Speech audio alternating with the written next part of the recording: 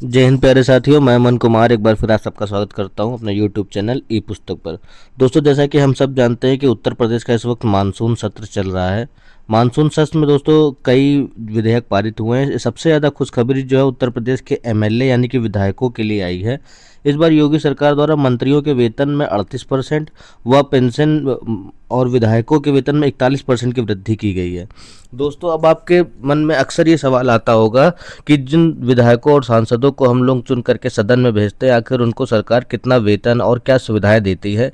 इन सारी बातों को आज मैं इस वीडियो में आसानी से पूरी व्याख्या के साथ समझाऊंगा, जिससे आपका पूरा डाउट क्लियर हो जाएगा कि विधायकों को आखिर कितना वेतन मिलता है उत्तर प्रदेश में। पत्रों के अगर देखिए तो इसमें साफ साफ बताया गया है कि मंत्रियों के वेतन भत्ते में 38% और विधायकों के में 41% की बढ़ोतरी हुई है। दोस्तों, सभी दलों में राज्य विधानमंडल सदस्य मंत्री सुख सुविधा विधि संशोधन विधेयक पारित कर दिया गया है। तो दोस्तों, सबसे पहले तो आप ये देख लीजिए कि क्या है कि विधानसभा और विधान परिषद के सदस्यों के वेतन और भत्ते बढ़ा दिए गए। दोस्तों, सबसे पहले आप ये समझ लीजिए कि एमएलसी किसको कहते हैं और एमएलए किसे कहते हैं।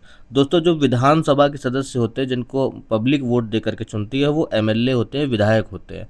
और ये मेंबर ऑफ लेजिस्लेटिव काउंसिल यानी कि विधान परिषद के जो सदस्य होते हैं, जिन्हें एमएलसी कहा जाता है, इनका चुनाव अप्रत्यक्ष रूप से होता है। इनको जनता डायरेक्ट चुन के नहीं भेजती, इनको चुने हुए प्रतिनिधि जैसे जिला पंचायत सदस्य, विधायक, सांसद, ये सब मिलकर अपना वोट दे करके इनको चुनते हैं। तो दोस्तों, आप जानते हो उत्तर प्रदेश विधानसभा में 2 सदन है, एक विधानसभा है और एक विधान परिषद है। तो विधानसभा के सदस्यों को एमएलए और विधान परिषद के सदस्यों को एमएलसी कहते हैं। तो दोस्तों, इसी बात इसको लेकर मानसून सत्र के अंतिम दिन बृहस्पतिवार को संसदीय कार्य मंत्री सुरेश खन्ना ने विधानसभा में इस जुड़े विधानमंडल सदस्य को जो है सदस्य सुविधा एवं विधि संशोधन विधेयक पारित किया। इसमें विधायकों के वेतन में 40.93% व मंत्रियों के में 38.66% की बढ़ोतरी हुई है। वेतन बढ़ोतरी के बाद विधायकों को हर महीने 67,750 रुपये और मंत्रियों को 77,750 रुपये का सीधा फायदा होगा। इसके अलावा उन्हें कुछ अन्य भत्ते भी मिलेंगे। विधेयक पेश करते हुए सुरेश खन्ना ने बताया कि अगस्त 2016 में वेतन भत्ते बढ़ाए गए थे। सभी दलों की मांग पर बनाई गई इस समिति की संस्तुति पर यह वृद्धि हुई है। खन्ना ने बताया कि मंत्रियों को अब प्रतिमाह 40,000 की बजाय 50,000 रुपये वेतन मिलेगा और विधायकों को 25,000 की बजाय 35,000 रुपये वेतन मिलेगा। विधान परिषद के पूर्व सदस्यों को 6 साल पूरे करने पर 2,000 रुपये प्रतिमाह अतिरिक्त पेंशन मिलेगी। अगर किसी का कार्यकाल 6 माह या ज़्यादा है तो एक पूरा वर्ष माना जाएगा। पारिवारिक पेंशन 25,000 से बढ़ाकर 30,000 रुपये कर दी जाएगी। इससे टोटल 105 करोड़ रुपए का बोझ आएगा।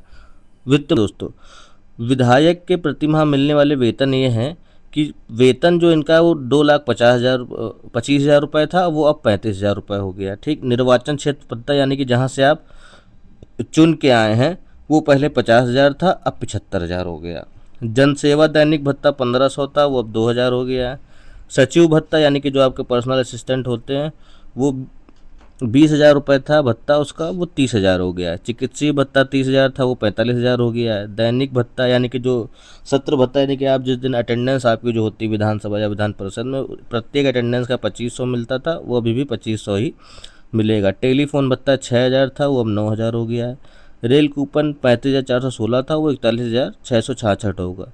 यानी कि कुल मिला के 1,70,416 रुपये जो वेतन बनता था, वो 2,40,166 रुपये वेतन अब आपका मतलब विधायकों का बनेगा।